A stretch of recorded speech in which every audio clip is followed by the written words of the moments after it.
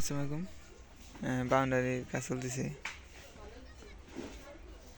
এটা বাউন্ডারি দেব। কত গাছ আর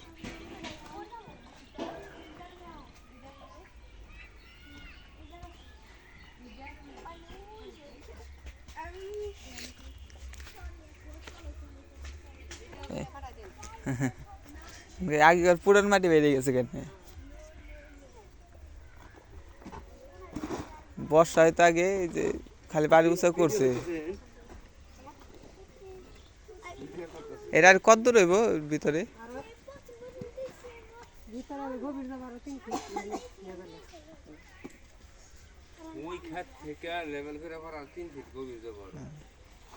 ওই ভিতর ফিলার যাব না,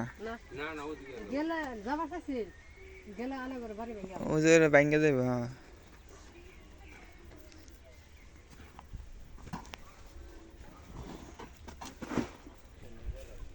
বাড়ি কাজ আর গেলে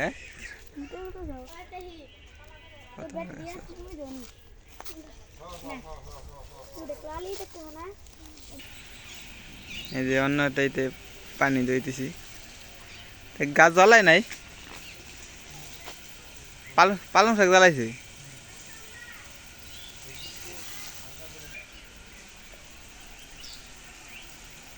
পালং শাক তো ভালো জ্বালাইছে দেখা যায়। যে এই যে কেমন জ্বালাইছে এর মধ্যে, ওই যে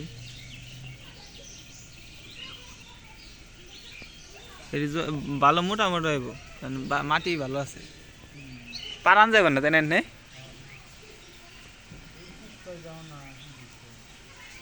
কোথায় ঢুকলো কোন আবার?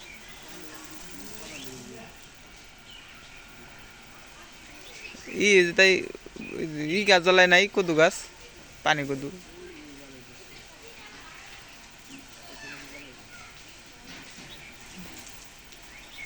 না ভালোই জ্বালাই যাবে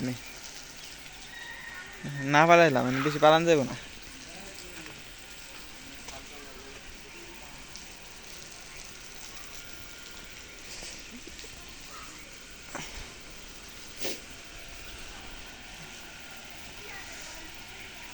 দিলেই জ্বলাই যাবেন তাদের।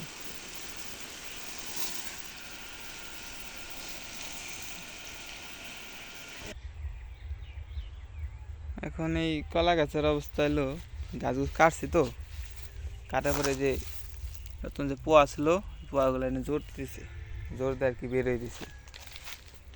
চারকোনা যে পোয়া ছিল না, সেগুলো আর কি বের হইতেছে। সবগুলো তো একসাথে বেরোব, কাটে দিলে নতুন এই যে পোয়া বের হয়েছে গুলা।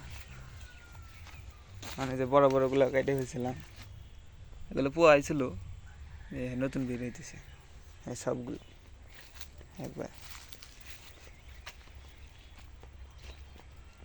আর এগুলো যে বেগুনের থল ফেলছিলাম,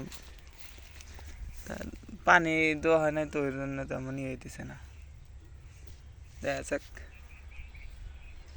আর কলাও শীতের কারণে মনে হয় বড় হইতেছে না বেশি, একটা ছোট ছোট বাপ রয়েছে।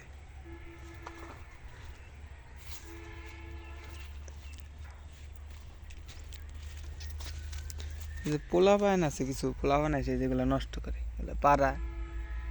এতে পোলাপান, ছোট ছোট পোলাপান ঘুরে। সবজি কলা কাইন্ডা ছোট, মানে জাতটা একটু ভালো মনে দিচ্ছে, কারণ সবজি কলা একটু সাইজটা বড় বড়। আর এই গাছটা তো কি যে হয়েছে, মানে এখন একটা রোগে ধরছে, কাইন আসার পরে এই রোগে ধরছে। মানে দেখেন পাতাগুলো সবগুলো যে হলুদ হয়ে আস্তে আস্তে আস্তে আস্তে পড়ে যাইতেছে। কাইনটাই ছিল সুন্দর, কিন্তু কাইনগুলো বড় আর আগেই একটু যদি পরিপক্ক হইতো, তারপরে একটু এলে সমস্যা হইতো না, কলাগুলো পাকতো আর কি। আর এটা নতুন কাইন, মশাটা কাইটে দেওয়া হয়েছে। এই একটা সব সবজি কলা আর কি।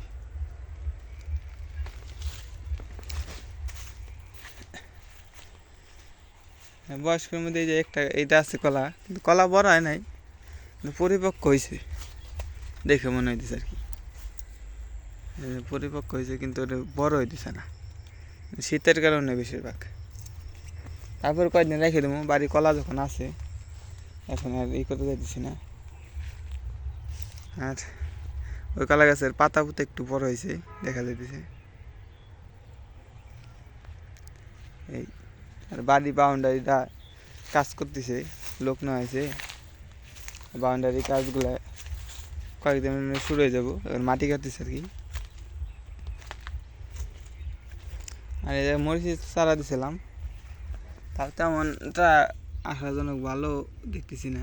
দেখেন বৃষ্টি নাই যে এবার, আর চকের ভিতর তো একটু পানি আইনা দেওয়া ঝামেলা।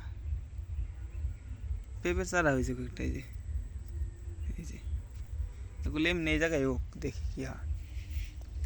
আর এই কলা গাছে যে পোয়া কাইটা দিছিলাম, এই পোয়াগুলো আবার নতুন করে শাখায় বাইরে দিতেছে। 1 মাস গেলে আর কি পোয়াটা বেরোলে সুন্দর দেখা যাবে। আর দেখেন